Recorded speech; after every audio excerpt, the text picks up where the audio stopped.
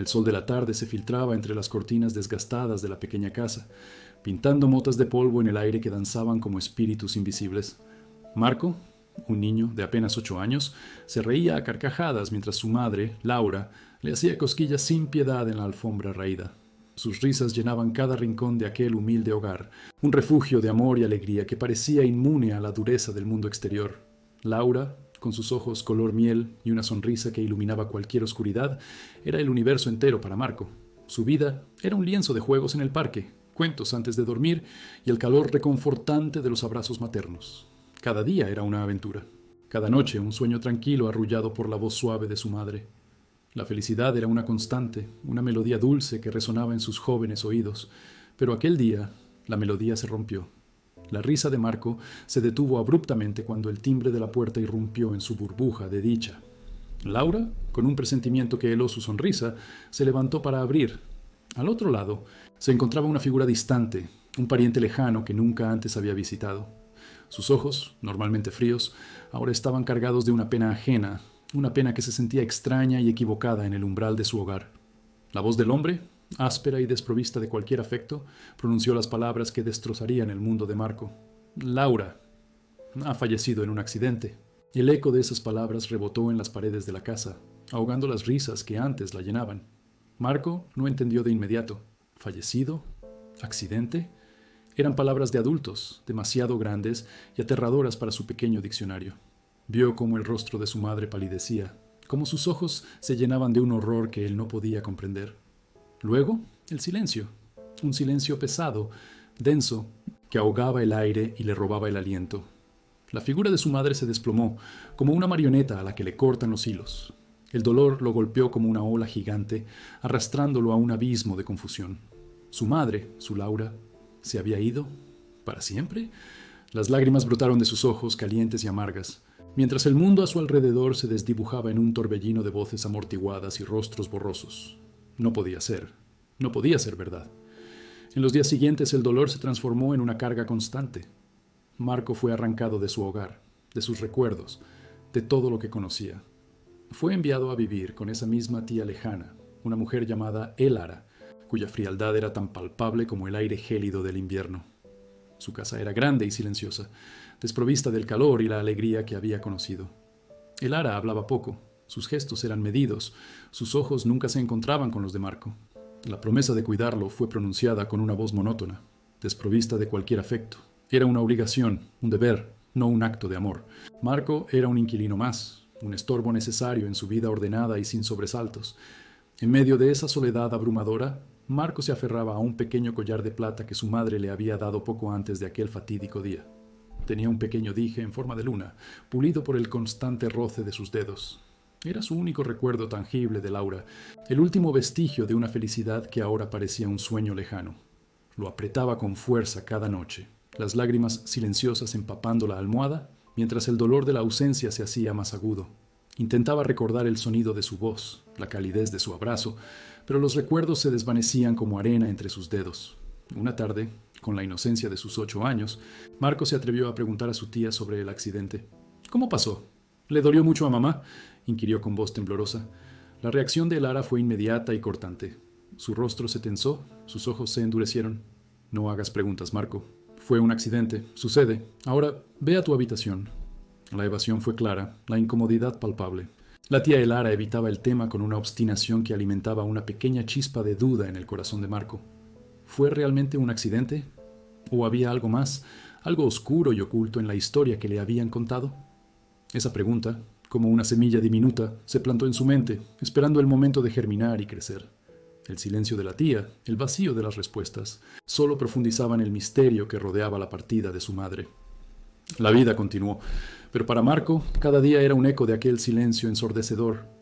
12 años pasaron, lenta y pesadamente, como las agujas de un reloj roto. Aquel niño frágil y desorientado se había transformado en un joven de 20 años, Marco, cuya mirada, aunque aún reflejaba una profunda melancolía, también mostraba una inquebrantable determinación. El tiempo, en lugar de sanar la herida de su alma, la había convertido en una cicatriz profunda, un recordatorio constante de la ausencia y la soledad que lo habían acompañado durante su crecimiento. La vida con su tía Elara había sido un páramo emocional, desprovisto de afecto y comprensión. Su carácter se había forjado en la fragua del abandono, volviéndose introvertido, desconfiado, erigiendo muros invisibles alrededor de su corazón para protegerse de más dolor. Sin embargo, en lo más profundo de su ser, un fuego latía, una chispa inextinguible de curiosidad y un anhelo de verdad que las adversidades no habían logrado apagar. Marco trabajaba incansablemente para sobrevivir, aceptando cualquier empleo que le permitiera mantenerse a flote y, de paso, contribuir con una parte de sus escasos ingresos al hogar de su tía. Desde la construcción hasta la limpieza, sus manos conocían el rigor del esfuerzo físico, pero su mente, a menudo, divagaba, buscando respuestas en el eco de sus recuerdos. La relación con Elara se había vuelto más tensa con los años. La tía, lejos de ablandarse o mostrar algún atisbo de cariño, se había vuelto más exigente y controladora. Explotaba la fuerza de Marco, viéndolo más como una herramienta útil que como un sobrino. Cada pregunta que Marco osaba plantear sobre su madre, sobre el accidente, era recibida con una reprimenda severa o un silencio glacial, que solo profundizaba su frustración. Eso ya pasó, Marco. Deja de vivir en el pasado, le espetaba Elara con una voz que no admitía réplica. Pero el pasado de Marco era su presente, una sombra que lo seguía a todas partes. El único consuelo, el único lazo tangible con la felicidad perdida, seguía siendo el collar de plata que su madre le había dado. Aquel pequeño dije en forma de luna, que ahora mostraba el desgaste de los años y el constante roce de sus dedos, era su ancla en un mar de incertidumbre. Lo llevaba siempre consigo, oculto bajo su ropa, una conexión secreta con Laura, su madre. En los momentos de mayor desesperación, cuando la soledad se hacía insoportable, Marco lo apretaba con fuerza, sintiendo una punzada de dolor y a la vez una extraña sensación de cercanía. Era su talismán, su confidente silencioso, el único testigo de sus lágrimas y sus sueños. Los sueños, precisamente, eran una constante en su vida. Laura aparecía en ellos, etérea y sonriente, con el mismo brillo en los ojos que recordaba de su infancia. A veces eran encuentros felices, paseos por campos floridos o risas compartidas. Otras eran pesadillas recurrentes, la imagen de su madre desvaneciéndose en la niebla, su voz llamándolo desde la distancia, inalcanzable. Estos sueños lo atormentaban, reabriendo la herida cada mañana, pero también lo motivaban. Eran la prueba de que su madre existió, de que su amor fue real, y alimentaban la persistente sospecha de que algo no encajaba en la historia oficial de su muerte. ¿Por qué esos sueños eran tan vívidos? ¿Por qué sentía una conexión tan fuerte con una mujer que supuestamente llevaba 12 años bajo tierra? Una tarde, mientras regresaba del trabajo, agotado y con el alma pesada, encontró algo inusual en el buzón. No era una factura, ni publicidad, ni la correspondencia habitual de su tía. Era una carta, un sobre sin remitente, escrito a mano con una caligrafía elegante y desconocida. Su corazón dio un vuelco. Una extraña premonición lo invadió. Abrió el sobre con manos temblorosas, desdoblando el papel con una mezcla de curiosidad y aprensión. Las palabras, pocas pero impactantes, se clavaron en su mente como dagas. La muerte de tu madre no fue lo que te contaron. Hay verdades ocultas que merecen ser reveladas. Busca la casa de la calle Magnolia, número 17, el 23 de este mes, a medianoche. No confíes en nadie. La sangre se le heló en las venas. La carta no tenía firma. No había un solo indicio de quién la había enviado, pero el mensaje era claro, perturbador, y resonaba con todas las dudas y sospechas que había albergado durante años. La muerte de su madre no fue lo que le contaron. Esas palabras, escritas en un papel anónimo, confirmaban sus más profundos temores. La tía Elara siempre había evitado el tema. Su frialdad era una muralla, pero ahora una grieta se abría en ella. ¿Quién podría saber la verdad? ¿Y por qué se ponía en contacto con él de esta manera tan enigmática? La carta era una chispa, una pequeña llama en la oscuridad de su vida, prometiendo encender un incendio de revelaciones. Marco la dobló cuidadosamente, guardándola cerca de su pecho, junto al collar de luna. La soledad que lo había consumido durante tanto tiempo ahora se mezclaba con una nueva emoción. La esperanza. La esperanza de que, después de 12 años de silencio, la verdad finalmente estuviera a su alcance. Marco apretaba la carta con una fuerza que le blanqueaba los nudillos, el papel arrugándose bajo la tensión. Su mente era un torbellino de emociones, incredulidad, una punzada de miedo y, sobre todo, una rabia latente que había permanecido dormida durante años. ¿Escéptico? Sí, al principio. La idea de que la muerte de su madre no fuera un accidente era demasiado grande, demasiado dolorosa para asimilarla de inmediato. Era más fácil vivir con la verdad impuesta, con la resignación de una tragedia inevitable. Pero la carta era diferente. No era un sueño, no era una memoria difusa. Era algo tangible, una prueba de que sus sospechas no eran fantasmas de su mente atormentada. La dirección, calle Magnolia, número 17, el 23 de este mes, a medianoche. Cada detalle resonaba con una urgencia que no podía ignorar. Decidió que, por primera vez en mucho tiempo, no seguiría las reglas de su tía Elara. Esta vez, la verdad era más importante que cualquier reprimenda o castigo. Pero antes de embarcarse en esa búsqueda incierta, necesitaba una pieza de información crucial. Necesitaba ver la reacción de su tía. Esperó hasta el anochecer, cuando Elara regresó de su interminable jornada laboral, arrastrando los pies y exhalando un suspiro de cansancio que Marco conocía bien. La mesa de la cena era el escenario perfecto para su pequeño experimento. Con una calma que no sentía, Marco dejó caer la carta sobre la mesa, justo al lado del plato de su tía. «Recibí esto hoy», dijo, su voz sorprendentemente firme. Los ojos de Elara se posaron en el sobre y un tic nervioso apareció en su mejilla. Su rostro, habitualmente impasible, se contrajo en una mueca indescifrable. Levantó la vista hacia Marco, sus ojos fijos en los suyos, buscando una respuesta que él no estaba dispuesto a darle. «¿Qué es esto?», preguntó Elara, su voz áspera, un tono que no había escuchado en años. No era la típica irritación, sino algo más profundo, algo que le heló la sangre. Miedo. «No lo sé. Es anónimo. Habla de mi madre», respondió Marco, observando cada microexpresión de su tía. Elara tomó la carta. Sus dedos temblaban ligeramente mientras la abría. Sus ojos recorrieron las pocas líneas y el color abandonó su rostro. Se puso pálida, tan pálida que Marco temió que se desmayara. La furia y el miedo se entremezclaron en su mirada, una combinación explosiva que nunca le había visto. «Esto es una tontería, una broma de mal gusto», exclamó, arrojando la carta sobre la mesa como si quemara. Su voz era un gruñido, apenas reconocible. «¿Una broma? ¿Por qué te pones así?». Marco presionó, sintiendo una punzada de triunfo al ver la grieta en su fachada. «Porque es mentira. Tu madre murió en un accidente, Marco. Un trágico accidente. ¿Quién te ha metido estas ideas en la cabeza? No hagas caso a estas locuras». Su voz subió de volumen, resonando en la pequeña cocina. Se levantó bruscamente, golpeando la silla. Marco no se inmutó. La reacción de Elara era exactamente lo que necesitaba. Su negación era demasiado vehemente, su miedo demasiado palpable. La tía intentó disuadirlo, repitiendo la historia del accidente con una insistencia inusual, casi desesperada. Reforzó cada detalle, cada supuesto momento, como si intentara convencerse a sí misma tanto como a él. Pero Marco veía a través de la fachada. La verdad, o al menos un fragmento de ella, estaba justo debajo de la superficie, y Elara estaba aterrorizada de que saliera a la luz. Esa noche, Marco no pudo dormir. La imagen del rostro aterrorizado de su tía se grabó en su mente. Decidió seguir la pista de la carta en secreto. No podía confiar en Elara, eso estaba claro.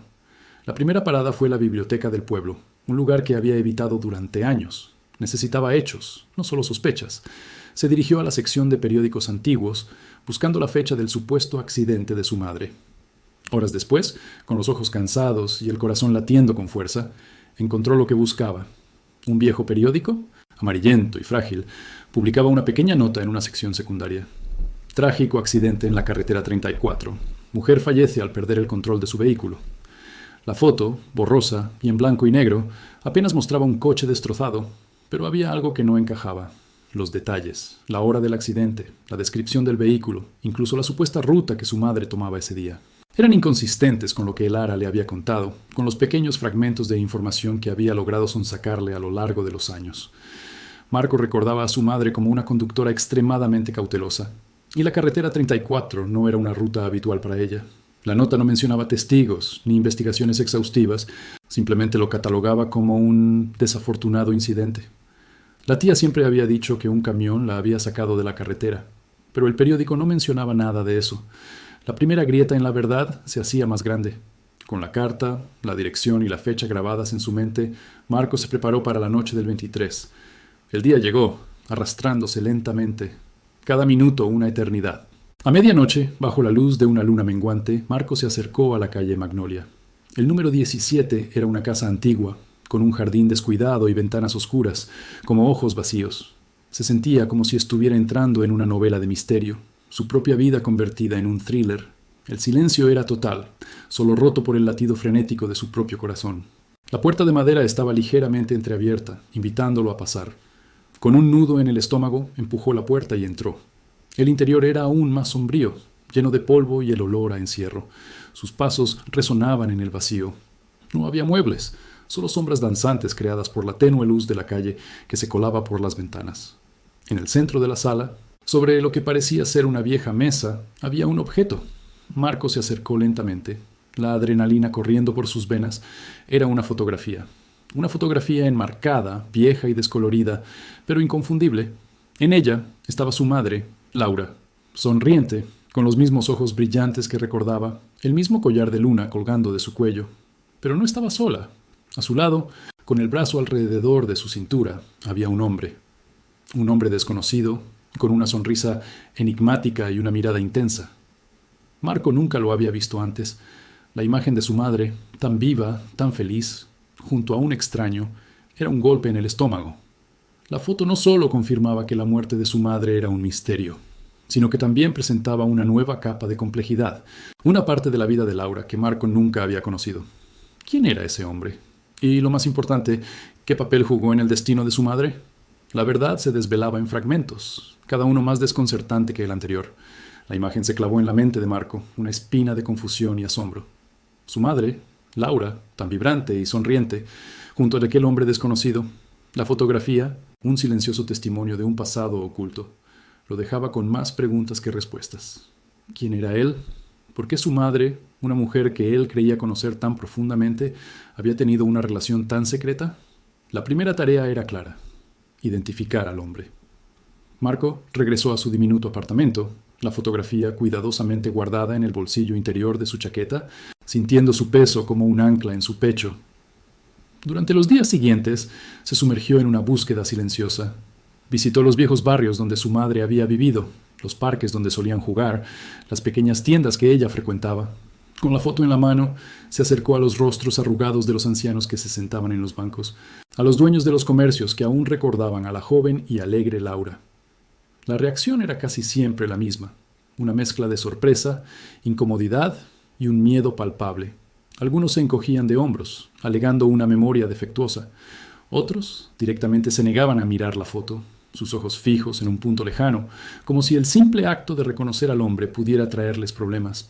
Una mujer, dueña de una floristería que Laura solía visitar, miró la foto con una expresión de pavor. Sus labios temblaron, y antes de que Marco pudiera formular una pregunta, se disculpó bruscamente y se retiró a la trastienda, dejándolo solo entre el aroma de los lirios. La evasión era tan consistente que Marco empezó a sentir una opresión creciente en el pecho. Había algo más grande, más oscuro, detrás de todo aquello. Finalmente, su búsqueda lo llevó a un viejo café en el centro de la ciudad, un lugar que su madre había mencionado una vez como su refugio. Allí encontró a un hombre, de cabello canoso y ojos sagaces, sentado en una esquina, leyendo un periódico. Se llamaba Mateo y su madre lo había conocido desde la infancia. Al principio, Mateo también se mostró reacio. Sus ojos se entrecerraron al ver la fotografía. Un largo silencio se cernió entre ellos, solo roto por el tintineo de las tazas de café. Laura era una mujer especial, comenzó Mateo, su voz ronca. Siempre fue un espíritu libre, pero también muy protectora con lo suyo. Hizo una pausa, tomando un sorbo de su café. Ese hombre, sí, lo recuerdo, se llamaba Ricardo. Él apareció en su vida unos meses antes de su accidente. Marco sintió un escalofrío. Ella nunca me habló de él. Mateo suspiró. No podía, muchacho. Era un secreto, un gran secreto. Laura, ella no era feliz, no del todo. Había cosas en su vida que la ataban, que la asfixiaban. Ricardo le ofreció una salida, un nuevo comienzo. ¿Una salida?, preguntó Marco, su voz apenas un susurro. La amargura comenzaba a mezclarse con su dolor.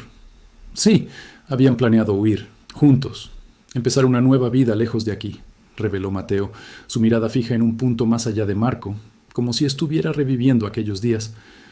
Laura quería escapar de todo, de la presión, de las expectativas, de un hombre muy peligroso que la acosaba. Las palabras de Mateo cayeron sobre Marco como un balde de agua fría. ¿Huir? ¿Su madre había planeado abandonarlo? El amor incondicional que había sentido por ella, la imagen idealizada que había mantenido durante años, comenzó a resquebrajarse. Una punzada de traición lo atravesó. ¿Cómo pudo haber considerado dejarlo? ¿Cómo pudo haber mantenido un secreto tan grande? La verdad, al parecer, era mucho más complicada y dolorosa de lo que jamás había imaginado. Pero, ¿por qué no lo hizo?, preguntó Marco, la voz temblorosa. ¿Por qué me dejó a mí si iba a huir? Mateo lo miró con compasión. No te dejó, Marco. Ella te adoraba. El plan era llevarte con ellos cuando fuera seguro. Pero las cosas se complicaron. Ese hombre, él no iba a dejarla ir tan fácilmente. Tenía mucho poder, mucha influencia. Laura sabía que si se iba te pondría en peligro. Por eso el accidente. Fue la única forma de protegerte. Marco sintió que el mundo giraba a su alrededor. Un montaje, un sacrificio, la historia que le había contado su tía, la versión del accidente, se desmoronaba por completo. La rabia inicial por el supuesto abandono se transformó en una comprensión dolorosa de la desesperación de su madre. Pero, ¿quién era ese hombre tan peligroso? ¿Quién era él? ¿El que la acosaba? Marco preguntó con la mandíbula tensa. Mateo dudó, sus ojos buscando algo en la distancia. Era un hombre de negocios, muy influyente. Tenía una obsesión con Laura. Se le conocía como el coleccionista. Su voz se redujo a un susurro, cargada de un miedo ancestral. Nadie se atrevía a cruzarlo. Era un hombre con conexiones profundas, alguien que obtenía lo que quería, a cualquier costo. Si Laura se hubiera ido abiertamente, no solo la habría encontrado, sino que también te habría usado a ti para controlarla. Tu madre lo sabía, por eso tuvo que desaparecer, fingir su muerte, para que él te dejara en paz. El nombre, el coleccionista, resonó en la mente de Marco, un eco de amenaza y poder. No era solo un amante secreto o un simple accidente, era una red de engaños, un sacrificio desgarrador y un enemigo invisible y formidable. La revelación de Mateo fue un terremoto que reordenó todo lo que Marco creía saber. Su madre no lo había abandonado, lo había salvado. Y ahora, un nuevo y peligroso capítulo se abría ante él, con un nombre que helaba la sangre, el coleccionista. La verdad, aunque dolorosa, era un faro en la oscuridad, guiándolo hacia un pasado que prometía ser mucho más turbulento de lo que jamás hubiera imaginado. El nombre, el coleccionista, se clavó en la mente de Marco como una astilla en la carne viva. No era una figura abstracta, sino una sombra ominosa que había planeado sobre la vida de su madre, y por extensión, sobre la suya propia. La revelación de Mateo fue un golpe devastador, pero también una chispa que encendió una determinación férrea en el joven. Si su madre había sacrificado tanto para protegerlo, él no podía quedarse de brazos cruzados. Necesitaba saber quién era este hombre, qué poder ejercía y, lo más importante, si seguía siendo una amenaza. Durante las semanas siguientes, Marco se sumergió en una investigación silenciosa, casi obsesiva. Utilizó los escasos recursos que tenía a su disposición, viejos periódicos en bibliotecas, foros de internet poco conocidos, e incluso algunas conversaciones discretas con personas mayores del barrio que recordaban vagamente los rumores de un empresario excéntrico y poderoso. Poco a poco, la figura de el coleccionista comenzó a tomar forma, una silueta oscura y formidable. Su nombre real era, al parecer, Armando Vargas, un magnate con intereses en bienes raíces, arte y, según los susurros más oscuros, en negocios que preferían la penumbra. Se decía que tenía una red de contactos tan vasta como su fortuna, capaz de influir en esferas políticas y judiciales con una facilidad pasmosa. Las pocas imágenes que Marco logró encontrar de él mostraban a un hombre de mediana edad, con una mirada penetrante y una sonrisa que rara vez alcanzaba sus ojos, transmitiendo una frialdad calculada. Marco sintió un escalofrío al darse cuenta de la magnitud del enemigo de su madre. No era un simple acosador, era un depredador con recursos ilimitados, alguien que no se detendría ante nada para conseguir lo que quería. La historia de su madre, de su muerte fingida, adquirió un peso aún mayor. Ella no había huido de un capricho, sino de una amenaza existencial. La rabia que Marco había sentido por el supuesto abandono se transformó en una profunda admiración por la valentía de Laura. Ella había elegido la vida de un fantasma para asegurar la suya. Una tarde, mientras Marco revisaba unos documentos antiguos en la habitación que compartía en la casa de su tía, su teléfono vibró sobre la mesa de noche. Era un número desconocido, sin identificador de llamadas. Una punzada de aprensión lo invadió. Su tía rara vez lo llamaba si estaba en casa, y sus pocos amigos siempre se identificaban. Dudó un instante, el corazón latiéndole con fuerza en el pecho antes de decidirse a contestar. «¿Hola?», dijo Marco, su voz más tensa de lo que pretendía. Al otro lado de la línea, hubo un silencio momentáneo, un suspiro casi imperceptible.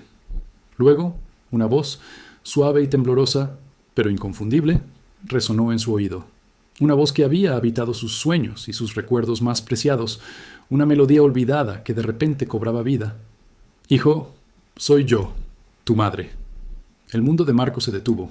El aire abandonó sus pulmones. La incredulidad lo golpeó como una ola gigante, arrastrándolo a un abismo de confusión. Su mente, entrenada durante 12 años para aceptar una realidad cruel, se negaba a procesar esas palabras. Su madre, muerta, un accidente. Esas eran las verdades inamovibles de su existencia. ¿Quién habla?, balbuceó, su voz apenas un hilo. Quería creer desesperadamente, pero el miedo a ser engañado, a que su frágil esperanza fuera destrozada, era abrumador. La voz al otro lado se quebró ligeramente. Marco, mi pequeño león, ¿recuerdas el collar que te di? El que tiene el pequeño grabado de un sol y una luna. Siempre dijiste que la luna era tuya y el sol mío. ¿Recuerdas las noches en las que te cantaba la canción del grillo antes de dormir? Tu cuento favorito era el del dragón que protegía la flor más bonita del mundo. Cada palabra fue una puñalada de reconocimiento. Detalles íntimos, secretos compartidos solo entre ellos, recuerdos que nadie más podía conocer. El collar, la canción, el cuento, eran los pilares de su infancia, los símbolos de un amor perdido. Las lágrimas brotaron de los ojos de Marco, calientes y abundantes, empañando su visión. No era un engaño. No podía serlo. ¡Mamá!, exclamó, el nombre resonando con una fuerza que no sabía que poseía. Su garganta se cerró por la emoción, un nudo de alegría, alivio y una confusión abrumadora. «Oh, mi Marco, mi valiente Marco», sollozó la voz, y Marco pudo escuchar el dolor y el amor en cada sílaba. «Sé que esto es mucho. Sé que tienes preguntas. Sé que debes odiarme». «No, no te odio», logró decir Marco. Las palabras, ahogadas por sus propias lágrimas. «Solo... ¿Cómo? ¿Por qué?» Su madre, Laura, tomó una respiración profunda, tratando de estabilizar su voz. «Tuve que desaparecer, hijo. Tuve que hacerlo para protegerte de Armando Vargas, el coleccionista. Él era un hombre peligroso, obsesionado conmigo. Si no hubiera fingido mi muerte, nos habría encontrado a ambos. Habría usado tu vida para controlarme. Fue un montaje, Marco, un plan desesperado para escapar de su alcance y asegurar tu seguridad. La única forma de que él te dejara en paz fue si creía que yo ya no existía». La revelación de su madre confirmó las sospechas de Marco. Las piezas del rompecabezas encajaban de una manera aterradora y liberadora a la vez. No había sido abandonado. Había sido protegido con el mayor de los sacrificios. El velo de mentiras que había cubierto su vida durante 12 años se rasgó, revelando una verdad brutal y conmovedora. «Necesito verte, mamá», dijo Marco, la urgencia en su voz innegable. «Necesito entender». «Lo sé, mi amor, y yo también necesito verte», respondió Laura, su voz ahora con un matiz de seriedad que cortaba el aire.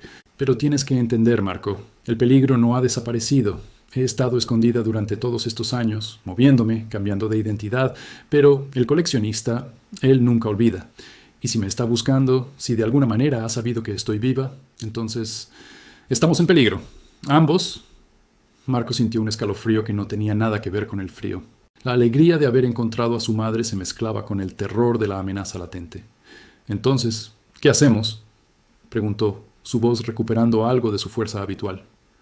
«Necesitamos ser muy cuidadosos, Marco, muy discretos», advirtió Laura. «Te daré una dirección y una hora. Ven solo, no se lo digas a nadie, especialmente a tu tía. Ella también estuvo envuelta en esto, y su silencio era parte del plan para protegerte. Pero no podemos confiar en nadie más. Armando Vargas tiene ojos y oídos en todas partes. Nos vemos en 2 días, en el viejo faro abandonado, al atardecer. Ten mucho cuidado, mi pequeño león, mucho cuidado». La llamada terminó abruptamente, dejando a Marco con el auricular en la mano, el corazón martilleando contra sus costillas. Su madre estaba viva. La mujer que había llorado durante años, la figura que había habitado sus sueños y su nostalgia, existía.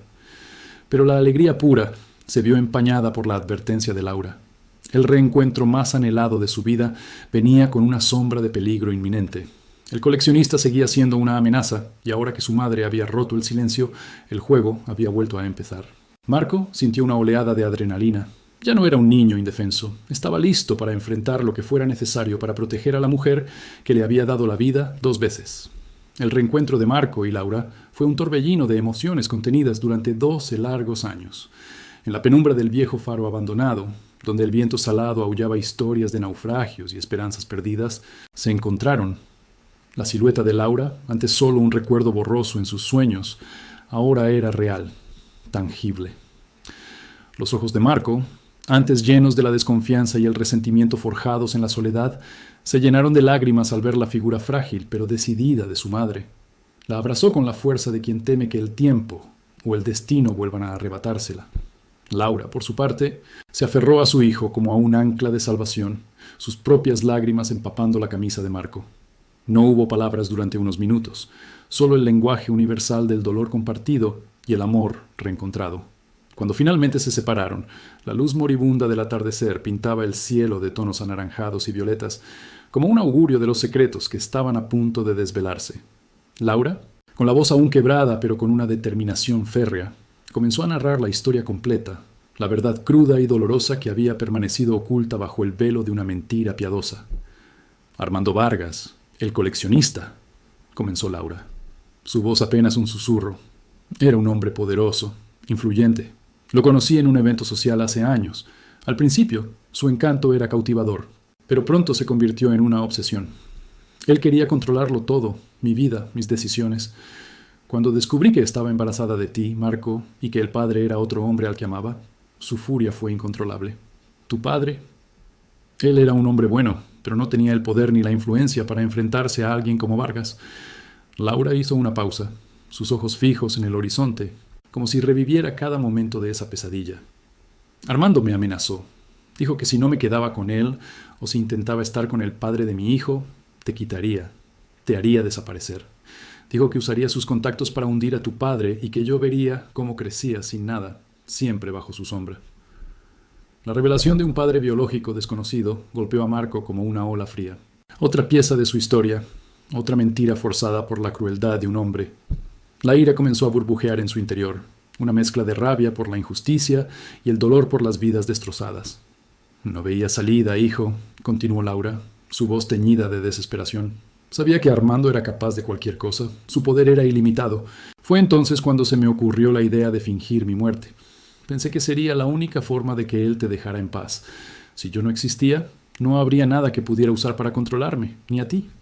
Necesitaba que creyera que su posesión había desaparecido para siempre. Marco escuchaba, cada palabra de su madre perforando la coraza de resentimiento que había construido a lo largo de los años. La frialdad de su tía, su evasión constante, todo empezaba a cobrar sentido. Tu tía, ella no quería hacerlo, confesó Laura, su mirada volviendo a Marco, llena de culpa y súplica. Pero la coaccioné, la amenacé con decir la verdad a Armando, que ella conocía al padre de mi hijo, que era cómplice. Le prometí que si me ayudaba, te protegería. Le supliqué que fingiera mi muerte, que te dijera que había sido un accidente. Le prometí que un día, cuando estuvieras a salvo y fuera lo suficientemente mayor, volvería. Ella accedió, con mucho miedo. Fue parte del plan. Ella te cuidaría y su silencio mantendría la farsa. No la culpes, Marco. Ella solo quería protegerte también, a su manera. La imagen de su tía, la mujer fría y distante que lo había criado entre la indiferencia y la explotación, se transformó en la mente de Marco. No era una figura malvada, sino una víctima más de las circunstancias, forzada a una complicidad que la había corroído por dentro. La rabia que sentía hacia ella se disipó, reemplazada por una comprensión melancólica. Me fui, Marco. Me fui para que pudieras vivir. Para que Armando Vargas no te encontrara, no te usara, no te destruyera, dijo Laura, extendiendo una mano temblorosa para tocar el rostro de su hijo.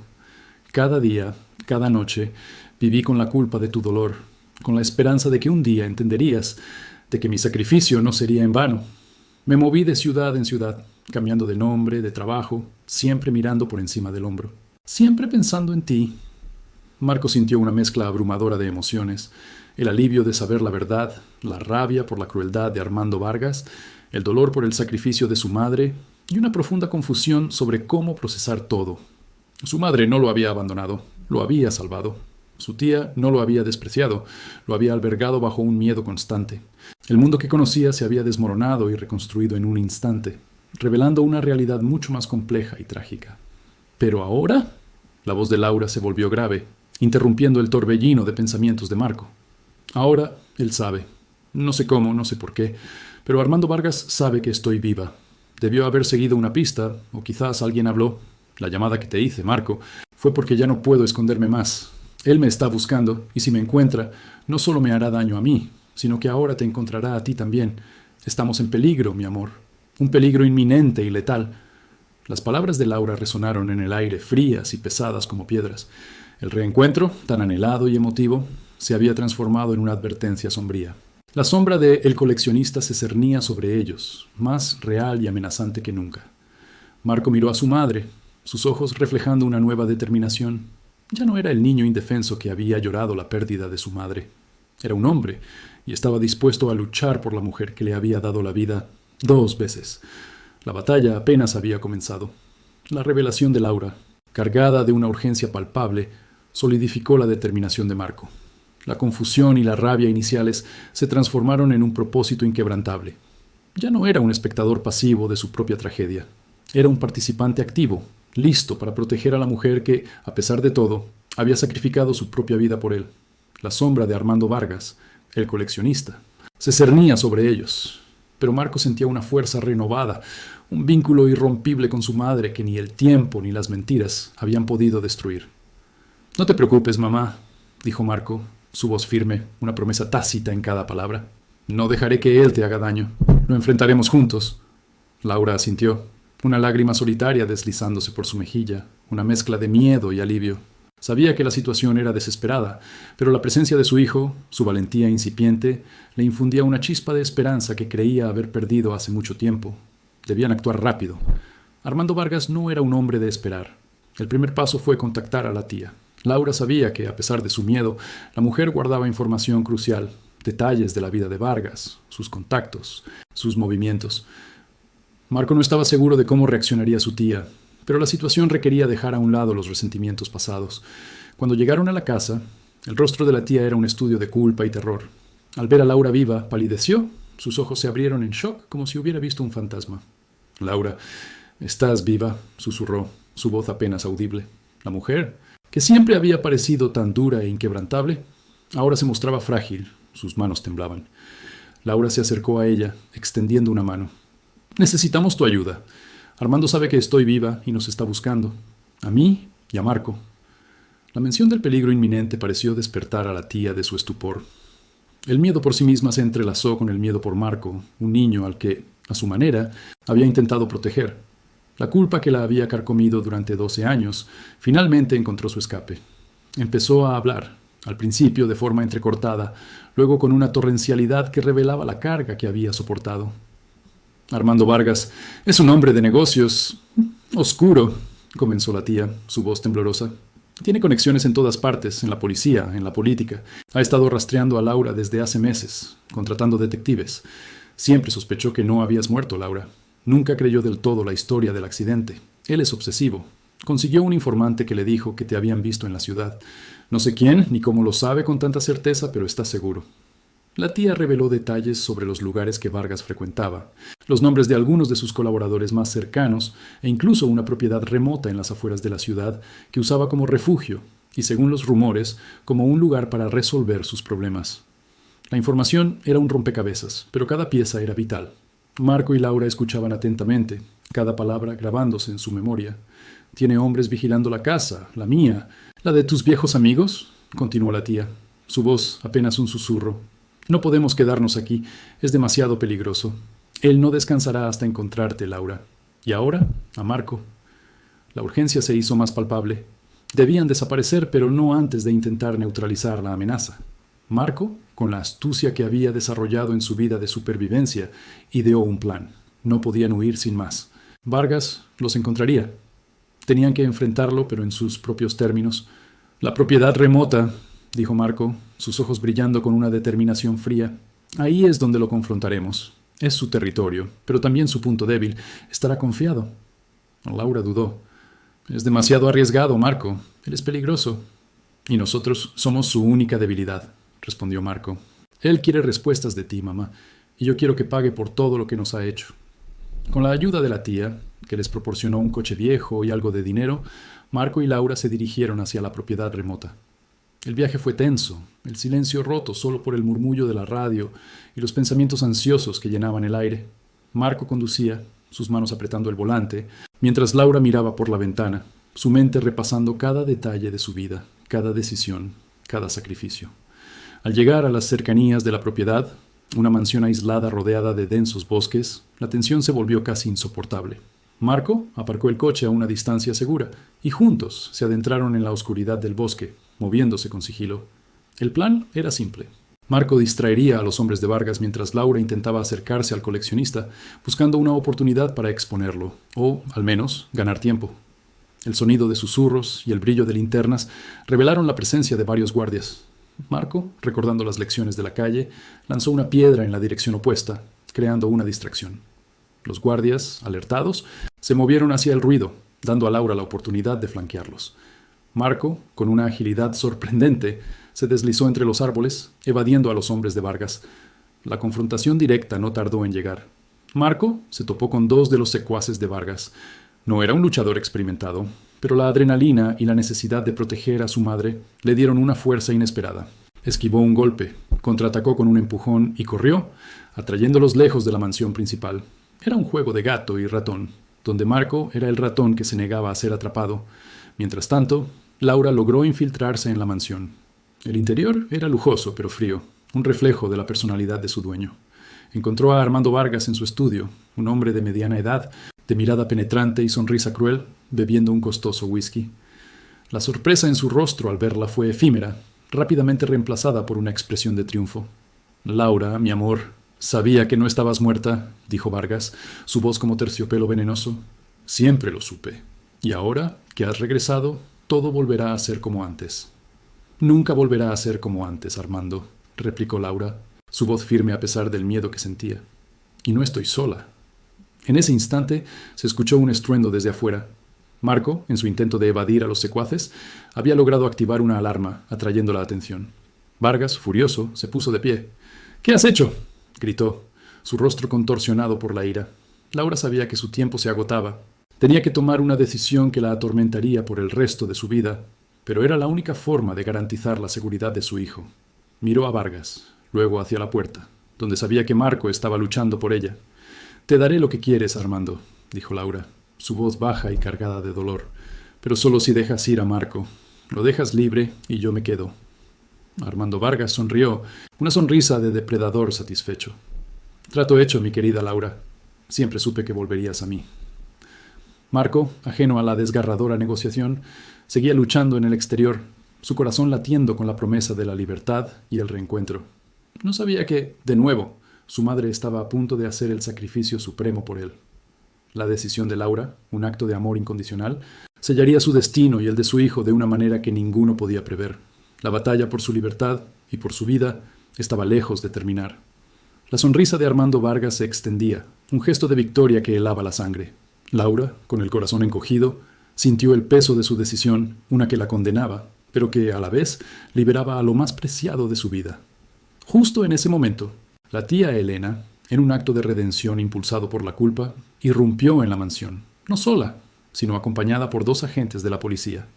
Había utilizado su conocimiento de los movimientos de Vargas y su influencia para alertar a las autoridades, proporcionando pruebas irrefutables de sus actividades ilícitas que había acumulado durante años de silencio. El caos estalló. La llegada de la policía desbarató el plan de Vargas. Su sonrisa se transformó en una mueca de furia y desconcierto. Los disparos resonaron, no de las armas de los agentes, sino de algunos de los secuaces de Vargas, que intentaron resistir. La mansión, hasta entonces un símbolo de opulencia y control, se convirtió en un escenario de confusión. En medio del pandemonio, Marco, alertado por las sirenas y los gritos, logró eludir a sus perseguidores y entró corriendo, su mirada buscando desesperadamente a su madre. La encontró en el estudio forcejeando con Vargas, quien, en un intento desesperado por escapar, la usaba como escudo. La tía Elena, al ver la escena, gritó, atrayendo la atención de los agentes. En un instante de pura adrenalina, Marco se lanzó contra Vargas, no con la intención de herir, sino de desarmarlo y proteger a Laura. La lucha fue breve pero intensa. Marco, impulsado por años de dolor y la necesidad de proteger a su madre, logró desestabilizar a Vargas, permitiendo que Laura se zafara. Los agentes de policía actuaron con rapidez, reduciendo al coleccionista y a sus hombres, poniendo fin a su reinado de terror. El silencio que siguió fue casi ensordecedor, roto solo por las sirenas que se acercaban y los pasos de los agentes. Laura abrazó a Marco, un abrazo que contenía 12 años de ausencia, miedo y amor incondicional. Las lágrimas, contenidas durante tanto tiempo, fluyeron libremente por sus rostros. La tía Elena, con el rostro surcado por el arrepentimiento, se acercó a ellos. «Lo siento mucho, Laura». «Marco», dijo, su voz apenas un susurro quebrado. «Fui una cobarde. Me dejé manipular por el miedo, pero ya no más. Haré lo que sea para enmendar mi error». Laura, con una mirada de profunda tristeza, pero también de comprensión, asintió. «Lo sé, Elena», respondió, su voz suave. «El miedo puede hacer cosas terribles, pero lo importante es que ahora estamos aquí, juntos». Marco, aunque aún procesando la magnitud de todo lo ocurrido, sintió una punzada de compasión por su tía. El rencor que había albergado durante años comenzó a disiparse, reemplazado por la comprensión de que ella también había sido una víctima en cierto modo, aunque su inacción la hubiera convertido en cómplice. En los días y semanas que siguieron, la vida de Marco y Laura comenzó a reconstruirse. El coleccionista, Armando Vargas, fue procesado con todo el peso de la ley, sus crímenes expuestos al público. La tía Elena testificó contra él, proporcionando detalles cruciales que sellaron su destino. A pesar de todo, se ganó el respeto de Marco y Laura por su valentía final. La tía Elena, buscando una verdadera redención, se dedicó a ayudar en la recuperación de víctimas de redes criminales, utilizando su experiencia para hacer el bien. Marco y Laura se mudaron a una pequeña casa en un pueblo costero, lejos del bullicio y la sombra del pasado. Las conversaciones fueron largas y dolorosas. Laura le explicó a Marco, con cada detalle, el infierno que había vivido, la constante amenaza de Vargas, la desesperación que la llevó a fingir su muerte para protegerlo. Marco escuchó, procesando cada palabra, cada lágrima de su madre. La rabia inicial, el sentimiento de abandono, se transformaron lentamente en una profunda comprensión y admiración por la fuerza de su madre. «Nunca te abandoné, hijo», le susurró Laura una noche, mientras Marco apoyaba la cabeza en su regazo. «Cada día, cada noche, mi corazón estaba contigo. Cada decisión que tomé fue por ti». Marco la miró a los ojos, y por primera vez en mucho tiempo, vio la verdad pura e incondicional. «Lo sé, mamá», respondió, su voz cargada de emoción. «Te perdono y te amo». El collar que su madre le había dado, el que había sido su único consuelo durante 12 años de soledad, adquirió un nuevo significado. Ya no era solo un recuerdo de una madre perdida, sino un símbolo de supervivencia, de un amor que había trascendido la distancia y el engaño. Era la prueba de que, incluso en los momentos más oscuros, el vínculo entre una madre y un hijo podía perdurar y, finalmente, sanar. Marco continuó sus estudios, pero esta vez con un propósito renovado. Laura, por su parte, encontró la paz en la jardinería y en la escritura, plasmando su historia como una forma de liberar el peso de su pasado. Ambos aprendieron que la vida, a pesar de sus giros inesperados y tragedias, siempre ofrecía la oportunidad de un nuevo comienzo. Habían superado la adversidad, no sin cicatrices, pero con la inquebrantable fuerza del amor familiar. El camino había sido largo y tortuoso, lleno de engaños, miedos y verdades dolorosas. Pero al final, Marco y Laura habían encontrado no solo la verdad, sino también la redención y la promesa de un futuro juntos, libres, y con el amor incondicional como su guía. La historia de la madre que había fingido su muerte para salvar a su hijo, y del hijo que había desenterrado la verdad, se convirtió en un testimonio silencioso de la resiliencia del espíritu humano y del poder eterno del amor.